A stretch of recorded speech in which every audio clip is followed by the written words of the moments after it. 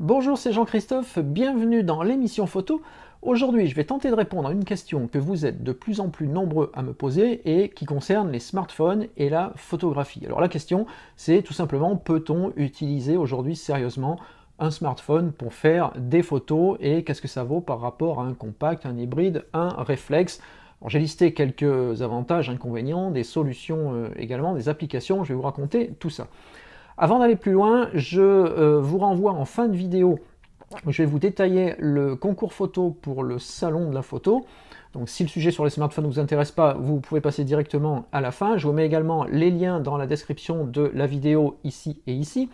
Et vous allez voir que vous avez possibilité de tenter votre chance pour être exposé au salon de la photo sur le stand Nikon Passion Agora du Net, et ça pendant 5 jours. Donc c'est assez sympa, profitez-en, allez voir ce qu'il en est et participez, voilà, et plus il y aura de participants, mieux ce sera et plus ce sera intéressant pour tout le monde. Alors, le sujet du jour, donc smartphone et photographie. Alors, vous n'êtes pas sans savoir que le smartphone, c'est devenu un vrai sujet en photo depuis quelques années déjà. Les premiers modèles qui prétendaient pouvoir faire des photos étaient franchement limite pour pas dire pas terribles, donc on les a très vite oubliés. Néanmoins, depuis quelques temps, on commence à avoir des appareils qui fonctionnent plutôt bien en photo. Alors, je ne vais pas revenir sur l'actualité. Chez Apple, il y a l'iPhone 7 qui est sorti, qui est encore un cran supérieur à ce qui se faisait sur les 6 et 6S, avec des possibilités complémentaires. Chez Samsung, il y a encore d'autres choses, chez les autres aussi. Donc l'idée, c'est pas de rentrer dans un débat sur les différents modèles et puis de les comparer les uns aux autres, d'autant plus que, pour tout vous dire, moi je suis plutôt iPhone et je connais mal l'univers Android, donc je vous guiderai beaucoup moins là-dessus. Mais par contre, si vous avez des retours et puis des expériences, allez-y, lâchez-vous dans les commentaires, parce que voilà, ça profitera à tout le monde, donc c'est intéressant. Alors, ce que je voulais vous dire, premièrement, c'est que y a beaucoup de lecteurs me disent, ouais, mais bon, un iPhone, un smartphone, c'est pas un appareil photo, donc ça fait des photos de 3 points de suspension, donc on ne va pas comparer ça avec un vrai appareil photo. Alors, honnêtement, mon avis personnel, c'est qu'un appareil photo, euh, peu importe le modèle, ce qui compte, c'est que vous l'ayez sur vous et qu'il vous permette de capturer des images qui sont des images dignes d'intérêt, on est bien d'accord. C'est-à-dire, si vous avez un vieux modèle d'il y a 10 ans, oubliez. Mais pour moi, l'important, c'est pas le matériel. Je vais enfoncer les portes ouvertes là, mais c'est pas le matériel, c'est le photographe qui fait la photo. C'est ce que vous mettez dans votre photo, dans le cadre, dans la composition, dans l'approche que vous allez avoir du sujet. Et ça se fait aussi bien avec un smartphone qu'avec un hybride, qu'avec un réflexe APS-C, qu'avec un réflexe FX plein format, quel que soit le tarif et l'équipement que vous avez.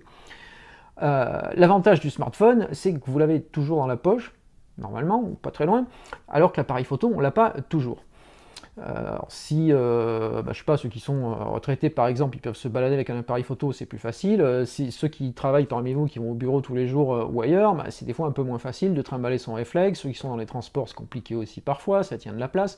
Le smartphone, on l'a avec nous, et je vois plein de gens faire des photos à tout instant, que ce soit dans la rue, dans les transports ou autre, et qui ne se posent pas la question de dire tiens, est-ce que j'ai mon réflexe ou pas.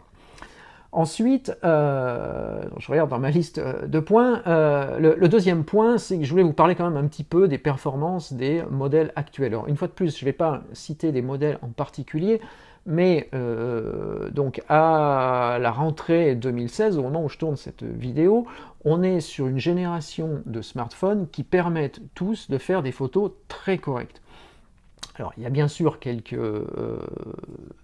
limites à connaître, ça je vais vous en parler après, mais on a des appareils qui font à peu près 12 millions de pixels, un peu plus, un peu moins, bon, 1 million de pixels, c'est pas non plus à ce point-là important, mais à 12 millions de pixels, on commence à avoir quelque chose d'exploitable si vous voulez faire des tirages derrière. Ce que je vous invite à faire, c'est le meilleur moyen d'archiver vos photos. Je vous renvoie vers l'épisode précédent pour ce sujet-là. Donc on a une douzaine de millions de pixels, on a des capteurs qui sont de plus en plus sensibles dans les basses lumières, parce que c'est le problème des smartphones, c'est les basses lumières, avec ces tout petits capteurs qui sont bien évidemment, qui n'ont pas les performances d'un capteur APS-C plein format, n'en parlons pas, voire même des capteurs 1 pouce de certains hybrides ou compacts experts. On a des ouvertures de diaphragme qui sont quand même relativement intéressante. De mémoire, je crois que sur l'iPhone, c'est f2.2 pour l'objectif, donc l'optique de l'iPhone, Bon, 2.2 c'est quand même pas si mal en termes d'ouverture. Typiquement, si vous me dites avec un smartphone on peut pas faire des bokeh avec un sujet net devant, un flou derrière, si, on peut tout à fait le faire, il y a des techniques pour le faire, j'en ai fait encore cet été et ça marche très bien.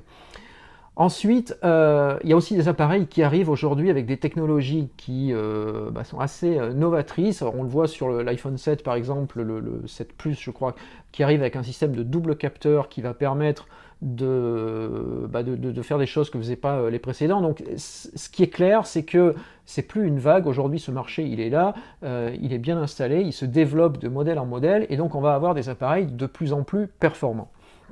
Alors, le troisième point que je voulais aborder, c'était qu'est-ce que vous pouvez faire de ces images une fois que vous les avez faites. Parce que faire des photos avec son smartphone comme ça toute la journée, c'est une chose, mais en faire quelque chose, quand on est photographe, c'est ça qui importe. C'est pas, je pense pas que vous soyez là pour dire tiens, je fais plein d'illustrations, je me la poste sur un Facebook, un Twitter, un Instagram, un je sais pas quoi, et puis après j'efface parce que je m'en fous. Donc ça va être plus les usages plus jeunes, mais généralement quand on a commencé à pratiquer un peu la photo, c'est pas trop ça qu'on veut faire.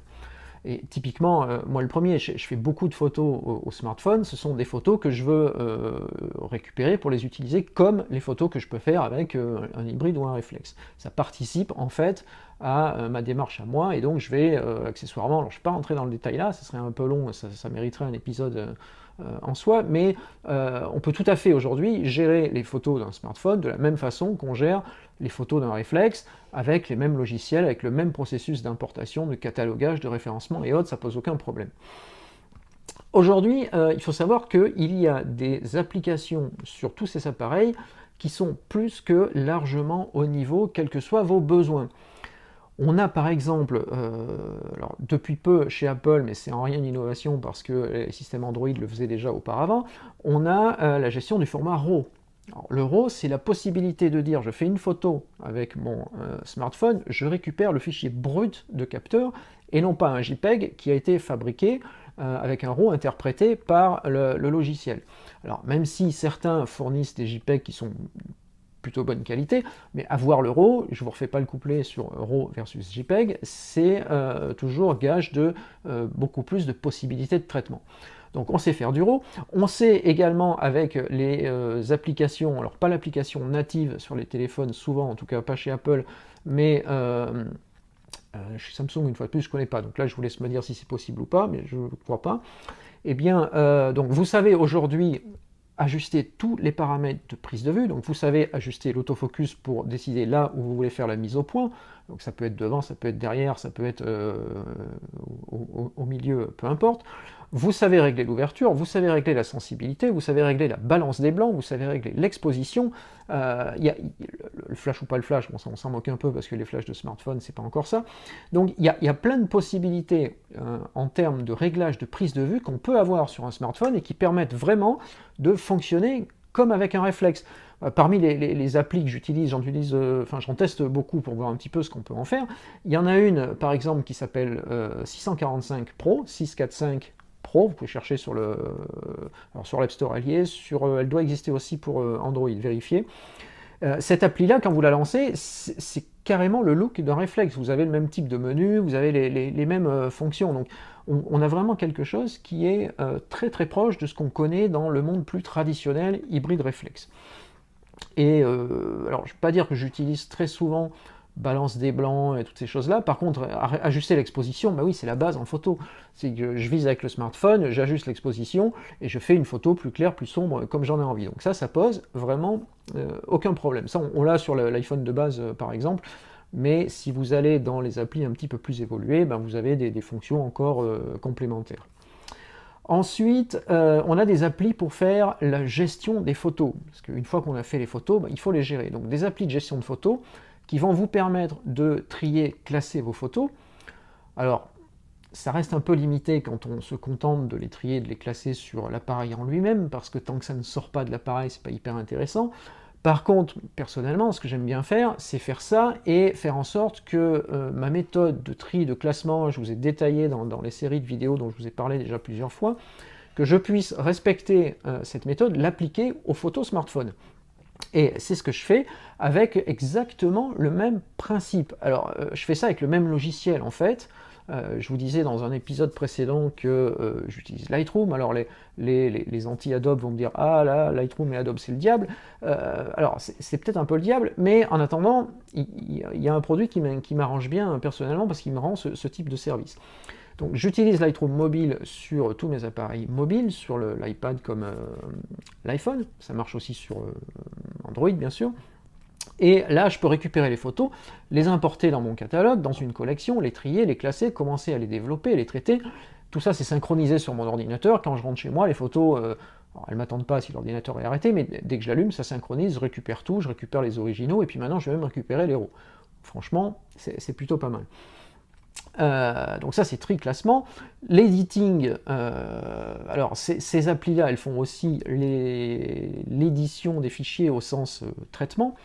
Il y a une autre appli que je vous recommande vraiment, que j'utilise moi aussi beaucoup, c'est Snapseed. Alors, Snapseed, ça s'écrit S-N-A-P-S-E-E-D. Je vais tâcher de vous mettre les liens dans la description. Alors Snapseed, pour la petite histoire, pour les Nikonistes qui ont connu Capture NX2, vous savez qu'il y avait à l'intérieur une brique que l'on appelait Upoints, qui était éditée par un éditeur qui s'appelait Nik Software.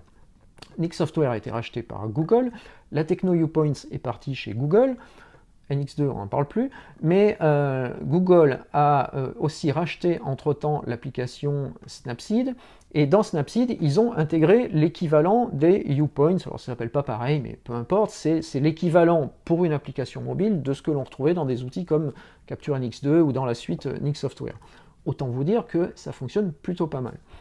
Et là, vous allez avoir un nombre de réglages possibles qui est juste faramineux, parce qu'on peut vraiment tout reprendre, y compris ce que j'utilise beaucoup, moi, c'est le fait, comme dans NX2, en fait, c'est le fait de dire, je crée un point, sur ce point, je glisse, donc j'étends la zone de traitement, donc là j'ai un ombrage comme un masque, en fait, qui s'affiche, et puis là-dedans, je peux jouer sur l'exposition, le contraste, la luminosité, la saturation, enfin tous les réglages possibles, donc ça marche vraiment très très bien. Et juste pour faire cette parenthèse-là, quand je vous parle de tout ça, je ne suis pas en train de parler des filtres à la Instagram. Dans Instagram, vous avez des possibilités comme ça d'appliquer des filtres ou des choses un peu toutes prêtes qui sont... Bon, je ne suis pas un grand fan, on va le dire poliment. Donc, c'est pas la même chose. Là, on est bien en train de parler d'un traitement d'image comme on le ferait dans le logiciel que vous avez ou peu importe le logiciel. Donc, c'est vraiment les mêmes réglages et ce n'est pas des filtres qu'on a récupérés et qui sont faits pour plaire à tout le monde et qui souvent ne me plaisent pas à moi personnellement.